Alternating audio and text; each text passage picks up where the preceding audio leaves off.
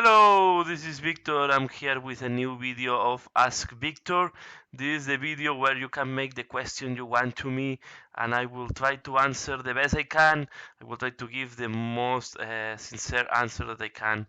And yeah, and it's an opportunity for you to make any question you want to me. So really, if you want to make any question, leave the question in the comments below, and I will do this on monthly basis. So next month I will go through the questions, and I will answer them.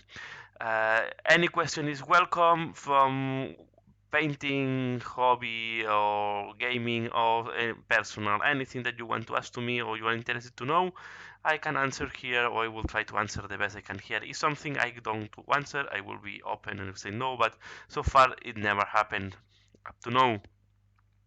So the first question I have from the last month is from Eric Beer, great channel. I really encourage you to subscribe to this channel. Says, awesome answering, mate. This is from the previous video. Say, as such as a great painter yourself, thank you very much, Eric, for that. There are much greater painters than me. What painters on YouTube inspire you the most and why? I will say that I used to look several paintings. I like to scout.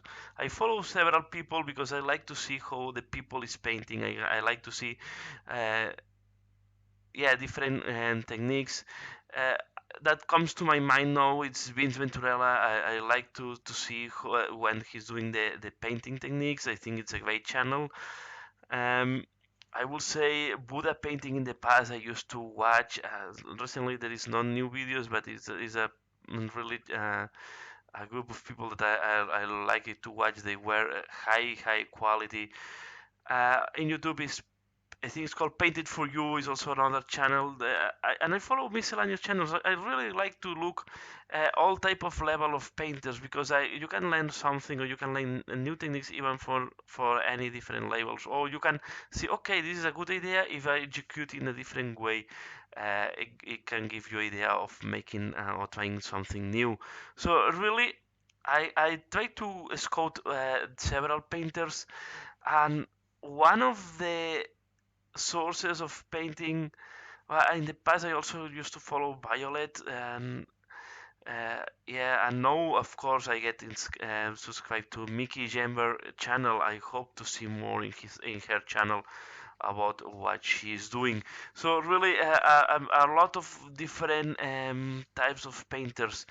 The other thing I like to look a lot is paint jobs in internet. I really like to scout in internet, in Google Image, in go to Cool Mini or not. I like to really spend time sometimes in Cool Mini or not, just to see how people is painting, just to see how people is, because this is giving me ideas on how to do next jobs.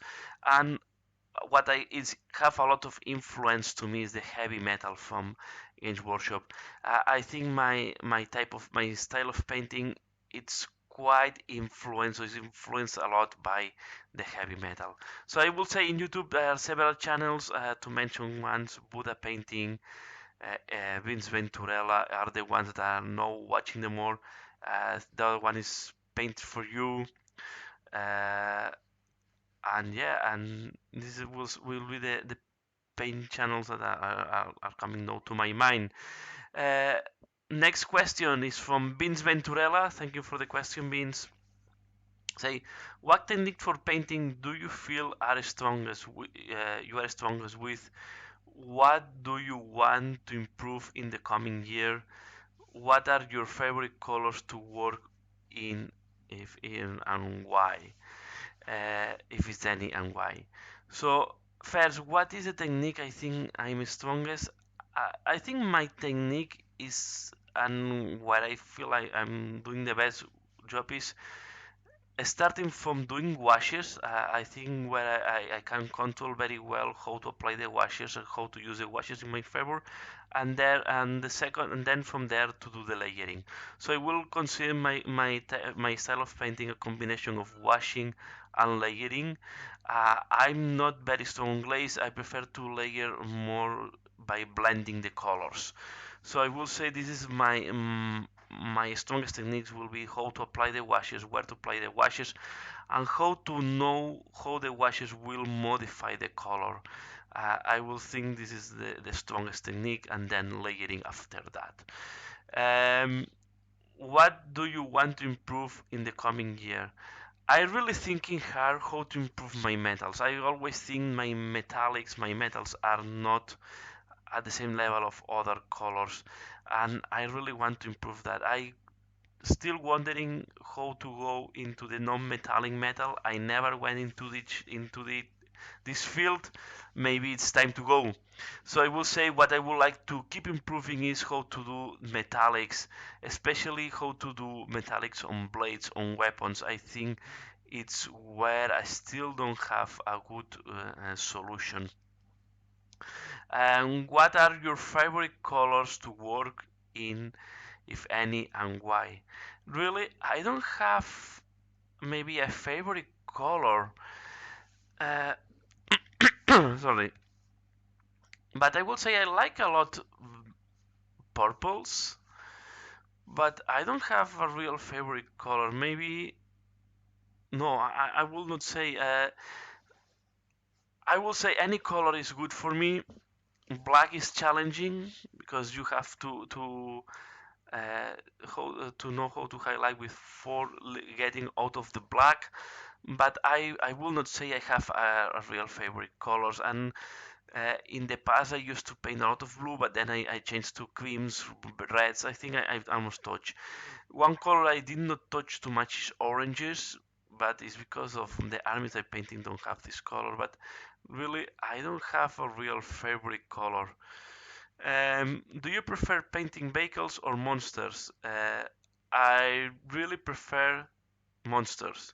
I enjoy much painting the Stardvik than painting, for example, the Blade or the Shadow Sword. That I really prefer monsters versus vehicles. I prefer more the organic shapes versus big flat surfaces as some tanks have.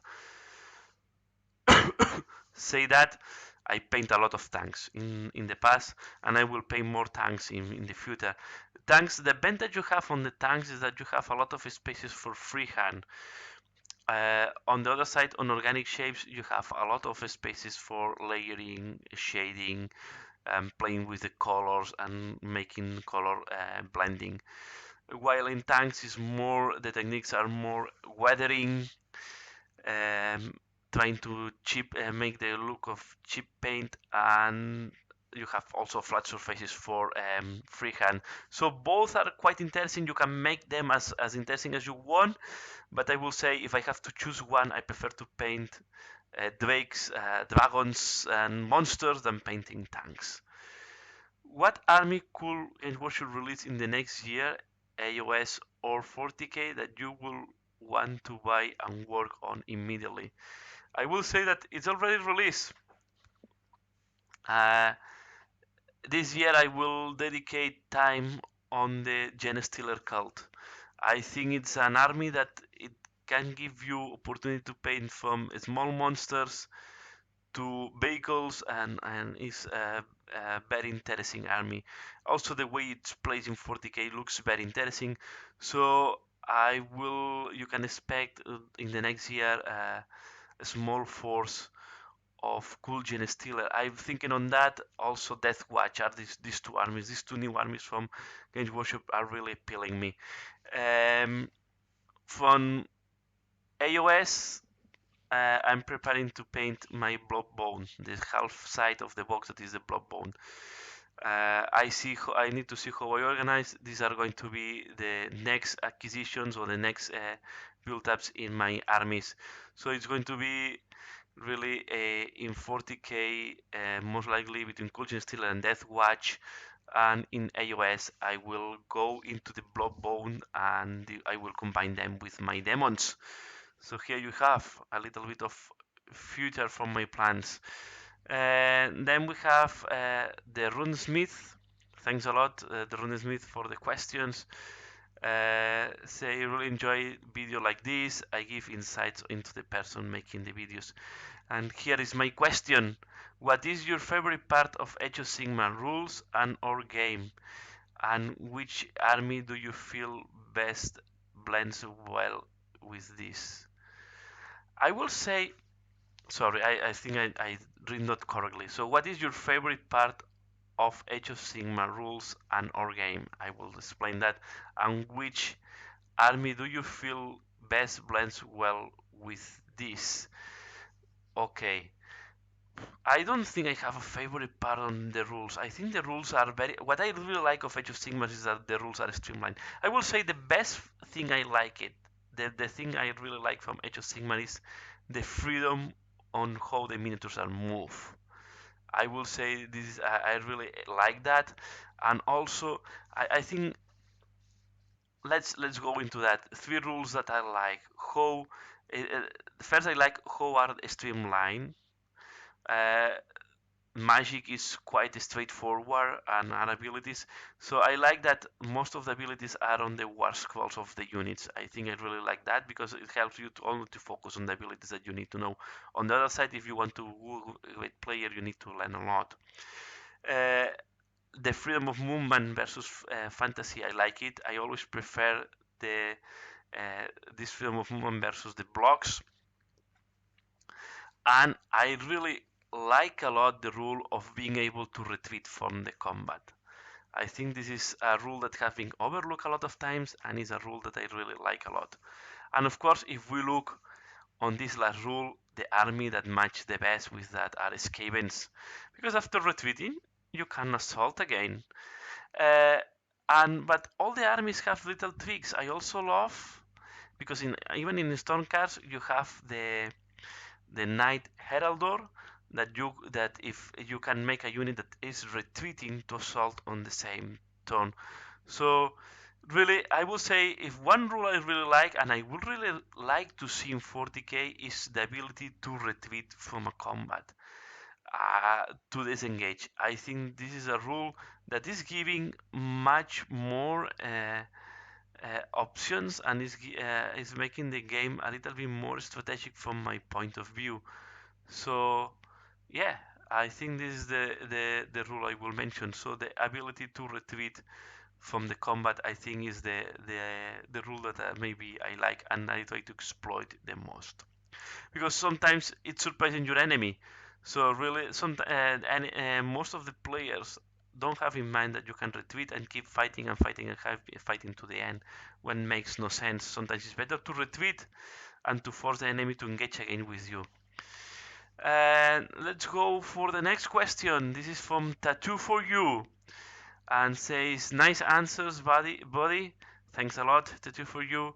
Question: if you could take one thing from any game and get rid of it, what will it be? Where would you like to see Age of Sigmar fluff wise? So these are really, for me, two difficult questions. Uh, a rule that I will get rid of that. It's very simple. I will say not to get rid of, but to change. I would like to change uh, the line of sight in 40k and as well on Age of Sigmar. I would like to change from true line of sight to make rules on how the interaction with the terrains and how the line of sight is interacting with the terrain and the miniatures.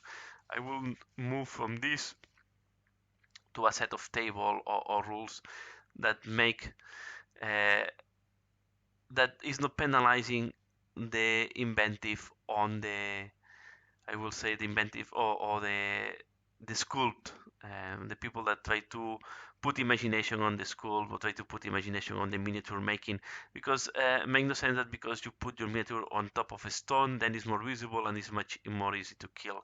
Or if you put the miniature just uh, kneeling, then it's more difficult to see and then you can hide. And I think this rule should be changed because at the end you want to pose the miniatures in a dynamic positions But if you want to play really with the two line of sight, the meter should be always on the same position to have a fair game. So I will say that the changing more than get rid of and changing the two line of sight by uh, a little like what more or less was on the previous editions of 40k, we'll say third, fourth, and fifth edition, where the terrain was having some rules depending on the size of the terrain, and then you get the cover depending on the size, or you get the line of sight block depending on the size of the terrain.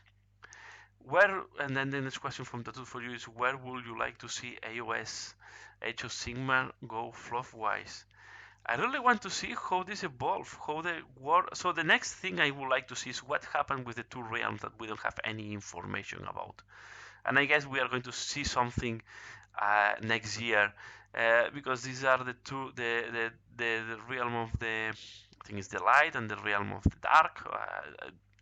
That there are nothing happening there. We don't know what's happening there. We know that even we don't know if they have control or not the gates that go to all points. So really, I will love to see what happens on this realm. So I will like to see on the next to see how and I guess most likely this can be the plan of Games Workshop. So relaunching the elves and launching the dwarfs, and then at the same time explaining what had happened on these realms and what had happened with the Teclis and all the other elf gods that we don't know anything about. So I really want to see what this part as the next part of the fluff. And that was the last question. The last comment I have is from Scarlock the Wanderer, and it's just proposing a game for my older son, that is the Warhammer Quest, because I was talking about the video games and in the last video, sorry. So yeah, it can be a good idea to introduce him into the miniatures by giving him a game on Warhammer Quest. Not a bad idea, Scarlock. I will take this into consideration. And that's all for this month. Thanks everybody. I have put a question. Please, some of these channels are quite also good. If you, I really recommend Tattoo for You, Eric Beers, and Beans Venturella channels. That's all for now. As usual, thanks a lot for the questions. If you want to see this series going on, please leave more questions below. And yeah, that's all for now. Give a like, share, subscribe if you're not subscribed and you want to see more from this channel. And as usual, thanks a lot for watching and see you again later. Bye.